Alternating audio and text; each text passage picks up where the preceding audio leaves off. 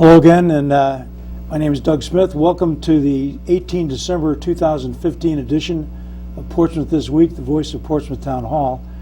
Our guest today is the Executive Director of the Newport County Chamber of Commerce, Erin Donovan-Boyle. Welcome, Erin, to the show. Good morning. I wonder if we could get started. You're fairly new in the job from June, I think. Right. And I just wonder if you could talk a little bit about your background and how that prepared you for this position here on the island. Sure, happy to. So I started my career at a government relations firm based out of Providence with offices down in Washington called the May 4th Group.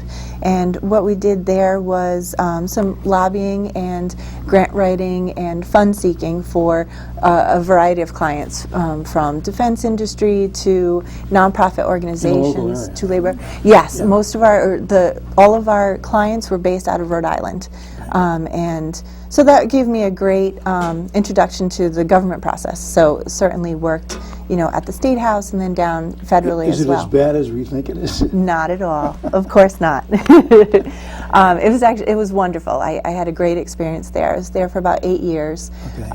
And while I was there, I got my master's degree in international relations from Salve. And then when I left in 2009, I ran Secretary of State Mal's, his re-election campaign, and we were successful, fortunately. And then shortly after that, I left for University of Edinburgh in Scotland for another master's degree in public policy. Nice. So I had a wonderful year there, and while I was there, I did some consulting, and when I came back, I also did some consulting, and one of my clients at that point was actually Newport County Chamber of Commerce. So the Chamber has a nonprofit 501c3 organization called the Newport County Development Council, and I helped to manage some of the funds that came through that avenue, and also sought additional grant funding for different initiatives around Aquinic Island and throughout the county. Then I also ran the Ocean State Tall Ships Festival in 2012, which was, it really was great. It was such a wonderful community event, a lot of fun, got some real hands-on, feet-on-the-ground experience working with some of the businesses along the waterfront in particular that were heavily involved. And then I moved on and started working for Senator Jack Reed. I was his outreach director based out of the Providence office. So in working in that capacity, I got to work directly with the senator, but with all types of policy issues throughout the state. So soup to nuts, from again, from defense-related issues to, which is so important down here, to nonprofit organizations and different community efforts, education policy, etc. And then this opportunity became available, and like I said, I had always worked with the Chamber. Even when I was at May 4th Group, we had a contract with the Chamber and worked on some defense-related issues, BRAC 2008 in particular. And threw my hat in the ring and was fortunate enough to get chosen by the steering committee. That's great. Jody Sullivan, of course, was a good friend of Portsmouth and a good friend. She was on the show several times. Really nice lady. I wish her well wherever she is. Yeah, and fortunately she hasn't gone too far. Okay. So I can always give her a call and get some advice and insight. Please give her my regards. Certainly. I think it's interesting. So I think you've seen economic development from a variety of standpoints. I would think that'd be a big plus here at the Chamber.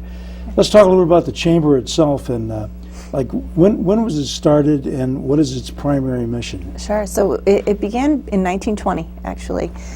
So it's one of the oldest business associations in America, not just Newport County Chamber, but chambers of commerce in general. And the primary mission is to advocate on behalf of businesses. So to help provide supportive services to businesses to grow, expand, and operate on a daily basis, but then also advocate for their needs. So both on the state level, at the municipal level, federally when appropriate. And we certainly are still doing that as part of our mission, but it's even expanded, I think, even a little bit more with taking the lead on some economic development initiatives. Yeah, I've got a couple of things to mention to try to talk about later on. How many members do you have? We have over 1,100. Okay. So I think at last count we were about 1,115. Now, are those and all it changes on a businesses, monthly basis. essentially? They're all businesses. We have 75 nonprofits, but those are also businesses, even though they are nonprofit and have a lot of the same issues. Yeah. I guess the other question is, how are you guys organized as far as the board goes? So we have an executive board, and we have between 23 and 28 members. Right now we have 25, and it's supposed to be exemplary of the membership. So we have people from throughout the county, from different businesses throughout all of the different municipalities, and all different types of businesses. So from legal to financial institutions and private contractors and so forth. Defense, et cetera, I guess. Defense, right, all different industries as well. Yeah. How often are there openings on your board if anybody was interested in trying to get on it? We actually have a nominating process that we go through every year. So it's staggered terms. Each individual can serve up to 3 years for 2 terms. So 6 years in total, and then if the board president is able to do an additional year as the outgoing president. So every year we take nominations. So for individuals who are interested, certainly can contact myself. Scott Humphrey is the chair of the nominating committee going into 2016, so certainly resumes can be sent to him as well. Okay, great. I know there are always people out there looking to get involved in the community. Wonderful. I think this would be a great organization to get involved in. Absolutely. How do you keep your members informed of things? I know you guys have several publications and other stuff. We do. So our regular communications include a weekly at a glance issue that we send out talking about events and specific issues taking place in that week. That goes out on a Monday morning.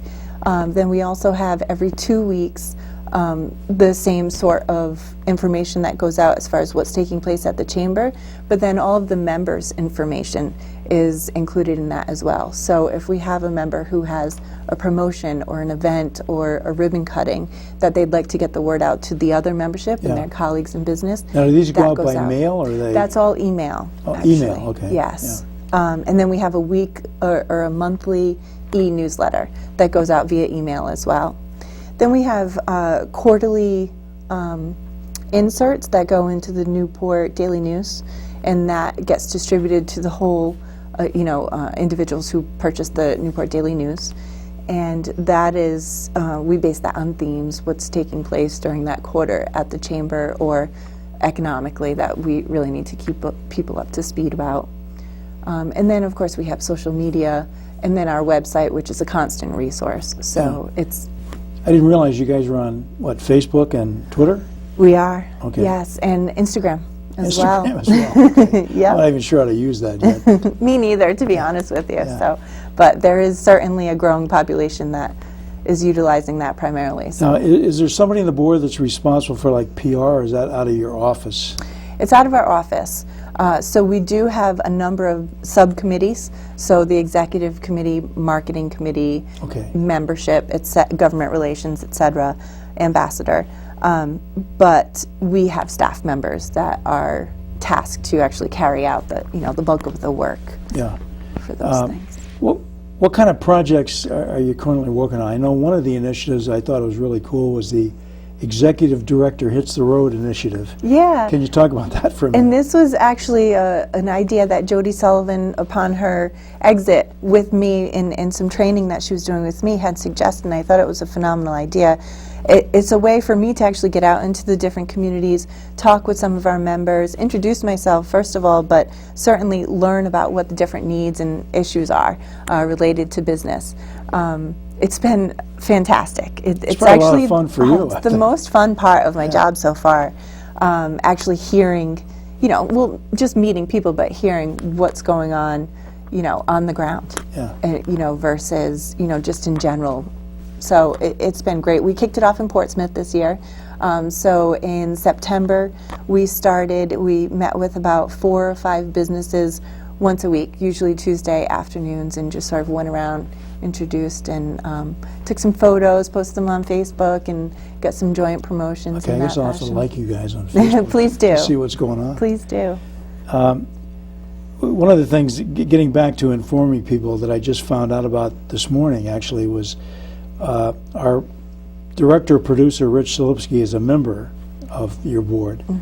And he's produced something called Chamber 101. You want to mention that briefly, Sure. what that's about? So Chamber 101 is something that we've been doing at the Chamber for quite some time now. Every 2 months, we offer the opportunity for new members or members who need a refresher of what benefits there are to being a member can come to the Chamber, and we hold an hour-long seminar. What we've chosen to do is actually tape it and put it up on our website so that people can access it from home or from their business. We've recognized the majority of our membership is small businesses from 0 to 10 employees, and they're so focused on running their business that they don't necessarily have time to take an hour off, on a Thursday morning to come out to the Chamber. So we were able to work with Rich, thankfully, who taped it for us. We ran the segment. It's an opportunity. Everybody can access it through newportchamber.com at their convenience. And it's an opportunity to meet all of our staff members and then also learn who does what as far as marketing, sales, different programs that we have, and what the Chamber has to offer. So, part of Chamber membership is it's all what you make of it, and we want to make sure that everybody understands what's available. And so going forward, we're also looking to tape some of our educational seminars that we do. We have at least one a week at the Chamber.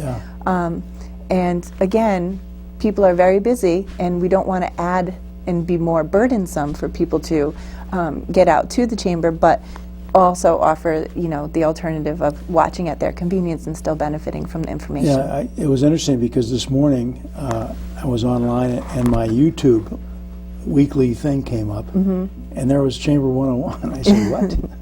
And so I watched first several minutes of it, and I thought it was great. It was well done. And so people can find it either on your website. That's the easiest way to get a link. Right. But the link goes to YouTube. Right. So you can also look on YouTube, Chamber 101. Exactly. Generally speaking, I guess, our perception up in the northern part of the island here is that most of the stuff you folks do, and maybe this is because this is where the business is located, relates to Newport and Middletown more than Portsmouth. And you're talking about benefits here. How does the Chamber essentially benefit Portsmouth? Well, so it's Newport County, so we also represent Tiverton, Little Compton, and Jamestown, in addition to Aquinic Island. So it really is a regional effort. So not only do we offer programs that are available to people throughout all of the different communities, but the advocacy efforts that we do, it's really on behalf of the region, no one individual municipality. We do, of course, have a lot of members in the defense sector, primarily located in Middletown, and hospitality and tourism located in Newport. But certainly Portsmouth and our Portsmouth members have benefited, to the same degree as all of the other communities and businesses as well. We do have a lot of Portsmouth members. Like I said, we kicked off the ED Hits the Road in Portsmouth and met with a lot of those folks. And in doing that and targeting communities individually, it's really to find out what are the issues of that local community as well. And so any advocacy efforts at the municipal level that we should do would certainly benefit Portsmouth members and the community in its entirety. We've worked on specific economic development initiatives with the Portsmouth community as well. Well, we definitely need help down here, and I know the town pays annual dues to the Chamber. I think it's about $7,500. And I guess, how do people in town here, how should we measure the return the town gets on its investment? I mean, is there any evidence that anything you guys are doing is really helping us out? Well, I think so. I mean, in years past, and now certainly I've only been here for 7 months, but in years past when I was working as a consultant for the Chamber, we worked on direct projects that resulted in a return on your investment, specifically funding that came in. Yeah. So we worked on the town center plan with regard to implementation of a rotary. We helped to seek federal funds. Yeah, I want to talk for about that too. Okay. And then we also commissioned a study on behalf of the Defense Economy Planning Commission for assistance for development of or redevelopment of the tank farms from the Navy surplus land that became available after the BRAC 2008. And certainly looking forward to supporting some of those efforts moving forward as well. And then we also commissioned a study, this is several years ago, about the wastewater and sewer issues faced on the island in its entirety. One of our favorite issues. I know it, I know. And that's really what the role of the chamber is, though, is to provide information. But the local decisions are the local decisions. And I would guess one of the measures of the value would be just increased sales or from our local vendors, local merchants. Sure. So satisfaction surveys that the chamber has done. I think the last one that we did was in 2014, and we're going through some strategic planning during 2016. So we'll probably see some more satisfaction surveys coming out, and our members would be able to weigh in at that point as well. Good. How does our town interact with you guys? I mean, how does our town leadership, for example, express their concerns or their issues to you? Directly. So I've worked with Richard Rayner on a number of occasions. Actually, we have a meeting later on this afternoon to talk about how we might be able to help with some other issues. We also are commissioning a study right now through some of the funding that we received from the state for infrastructure along Defense Highway, and working in conjunction with the Navy, Middletown, and Newport, and some of those issues. So we talk on a regular basis, on an as-needed basis as well, and that's been the primary contact since I've been on board. But certainly I know with Mr. Klim when he was there, he worked on a number of initiatives with Jody as well. Yeah. I think, too, our business director position, it's been in limbo essentially for a little bit, but that might be the main point of contact if we can reestablish it here. I think it's a very important position. Absolutely. And your planner, Gary, as well. Yeah, Gary Crosby, okay. Right. He's still his finger in just about everything. Yeah, he's quite a busy man. Okay, just we're a different, we consider ourselves to be a different kind of community. We're not really rural. We're really a bedroom community with some farms. But people like to want to maintain the rural character of our town. And I guess people fear that any kind of major economic development would change that, would make it different. And I guess this is the kind of difference between towns that I think is important for the chamber to understand. Right. Is there anything that you guys have that specifically targets our needs? Like, for example, we have a really good marine industry down here, probably the largest in the island. Right. In fact, it probably is the largest. And that plus other smaller things. We really are not interested in big box stores and things here, like Middletown might be. Right. But what can the chamber do to help us there? Well, so first I would say that's what makes Aquidneck Island so wonderful, that the contrast between the different communities and how the three of you complement each other, essentially. And, any sort of economic development needs to be, homegrown and grassroots oriented. It really needs to be the community that is behind, those sort of initiatives. The chamber can help advocate on behalf of them or present opportunities, but at the end of the day, it's up to the community as to how they want to grow or not. So right now, we're underway with the Regional Economic Development Initiative. So this is something that started back in 2011 under the chamber. Jody Sullivan led the initiative. She received some funding from the Rhode Island Foundation to do strategic planning and brought in all the stakeholders, including folks from the administration in Portsmouth and then also some stakeholders here, as well as individuals from Newport, Middletown, Tiverton, Jamestown, and Bristol, and started to get an idea that our region is different. we have specific industry sectors, like you referred to, the marine industry, but also defense, hospitality, tourism, and an emerging tech sector. But the state's efforts at that point in time were not focused on attraction, business expansion programs, etc. And so there was a real need and a different story that all of Rhode Island had, or all of Providence had. And so there was an initiative where each of the municipalities contributed some funding, and it was matched by the Van Buren Foundation to put together a strategic plan and analysis of the feasibility of developing a regional economic development entity. Those results came in June or July, and right now we're working with the leadership of all of the different towns to determine how that structure would be implemented, whether it's through the chamber or a separate entity, but to become its own flourishing economic development initiative. Okay, now people can find out about that, more about that on your website, I assume? They can, and I think by the end of January we'll have even more information, I'm hopeful, for exactly what that economic development division will look like.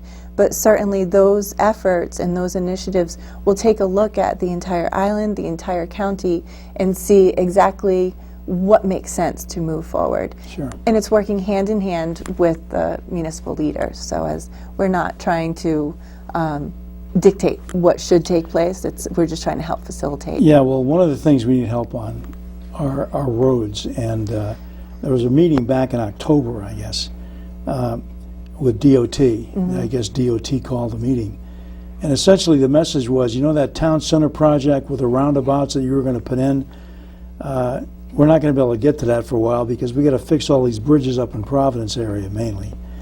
And I guess we have real concerns about the safety of East Main Road. If you've driven it at rush hour, there's no way anybody could cross the road at rush hour, period.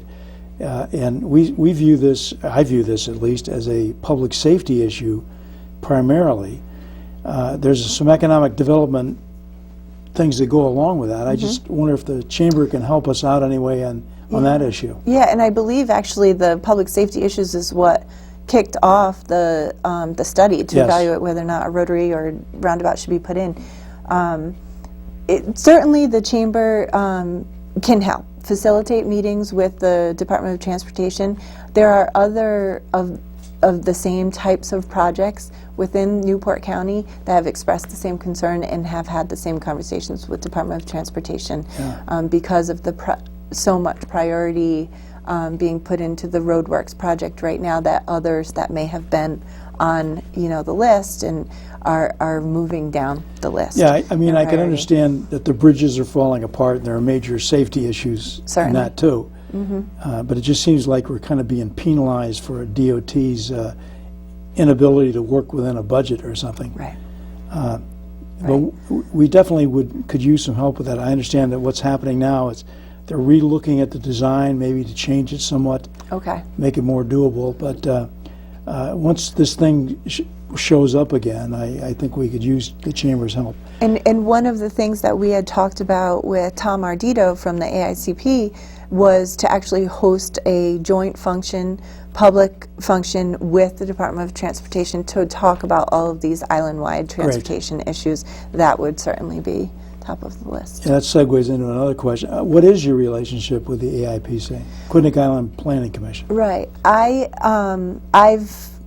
have an advisory position on the board, which is great. Tom and I, he's new, I'm new, so it's a great synergy as far as evaluating what sort of efforts we can work on together. We have met, we are planning on doing a number of joint events together, but certainly, my ability to sit in with them and hear about some of their initiatives by being on their committee is really helpful as well. Yeah, one of the initiatives that they've been pushing here is this Solarize Quinnipiac Island initiative, and we were talking earlier, and you're not directly involved in that per se, but are you in support of that, or are you helping get the word out? Or? In general, of course, we're in support of it. We're happy to get the word out. when the initial announcement was made, we were able to get the word out to all of our memberships so that they understood.